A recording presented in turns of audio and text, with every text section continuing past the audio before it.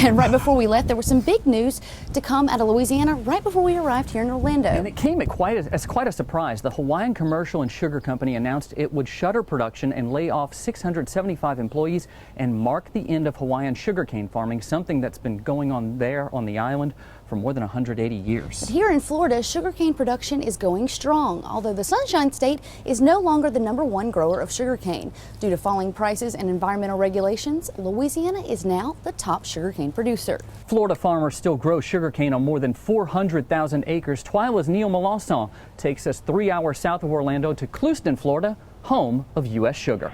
These tasseled stalks of sugarcane are the first sign you're not in Louisiana anymore. In fact, all sugarcane tassels, but back home we cut it before it gets to that stage. Here in Florida, though, their growing season is roughly double ours, stretching from October through mid-April. All that harvesting requires a lot of machinery, so another thing you'll see here is cane cut on a massive scale. These harvesters for the U.S. Sugar Corporation not only run 4 across, but they run day and night, 24 hours a day, 7 days a week for Florida's 6.5-month sugarcane harvest season. It's a busy schedule with a lot of burning as well, something we do have in common with Florida. Since these fields' closest neighbor is Lake Okeechobee, they don't have a lot of complaints from suburbs like we do. However, with 200,000 acres stretching 50 miles, bringing in all that cane might seem like a logistical nightmare, but U.S. Sugar has a unique way of keeping everything on track. U.S. Sugar has its own rail system right down to its locomotives that bring in 1,000 acres worth of sugarcane every day. The tractors bring in the cane from the field to elevators like this one scattered across the area. Each one of these rail cars represents about 1 acre of cane. Once they're all filled, the locomotive comes in and they're joined up and hauled away to the mill. So how does a massive operation like this get started? Well, it's literally built from the ground up, from the soil native to this area. Look at all of this rich black soil. It's just a farmer's dream. If we get down to it and take a look, it's full of all of this fibrous organic material that not only is on the topsoil, but goes down deep, about 6 to 10 feet, in fact. This soil is formed from the waters of Lake Okeechobee. Behind me here, you can see the levee, but before that levee was constructed back in the early part of the 20th century, the waters over millennia would flow across here on all these lands down to the Everglades, which is what formed them. And now this area is called the Everglades Agricultural Area, an area that is certainly beneficial for the farmers of U.S. Sugar.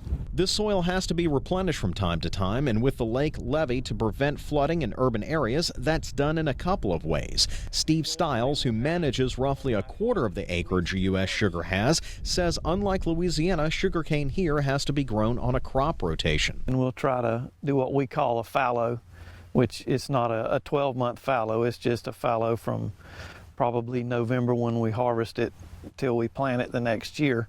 So you might get 10 months worth of fallow off of it. But we'll usually try to grow a cover crop of some kind, either be it corn or beans or leaf vegetables. Even with the fallow system, the soils still have to be replenished with the rich phosphorus that created the Everglades Agricultural Area. Sometimes that's managed by controlled flooding from pump stations like this one. The floods mimic the natural flow that used to happen in this area, but also help keep the canals that now bring lake water to the Everglades free of phosphates. What has been important is to modify the way that we farm our land, the way that we move water off of the farming areas, so that you're not sending nutrient-rich farm water south into the system where it can create a problem as opposed to being an asset on the farm. Sanchez said the system has been a success. The state of Florida has mandated a 25% reduction in phosphates each year from the waterways, and U.S. Sugar has reduced it an average of 56% over the last 20 years. That's important, as Florida charges $25 an acre for the privilege to farm this land, with the money going to create buffer zones around the Everglades that protect its sensitive grasses.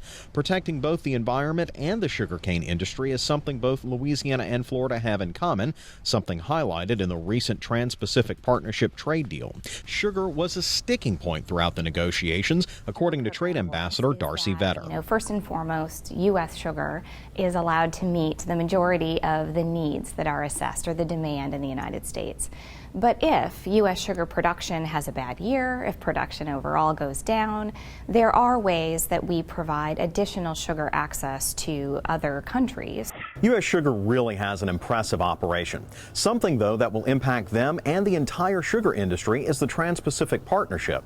As you heard Ambassador Vetter say, it will allow countries like Australia, Malaysia, and others to import sugar into the United States with a lot more access than they had. And another thing that they had there out at U.S. Sugar was 12,000 acres of citrus. You wouldn't think of that with sugarcane.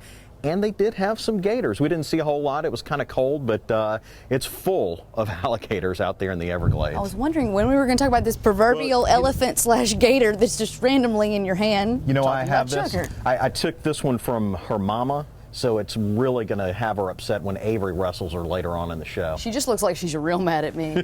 Mad because I said you'd make a pretty purse. Neil Melancon and his new gator girlfriend, thank you very much. Don't tell my wife. I have Sherry on speed dial, Neil. You're in trouble.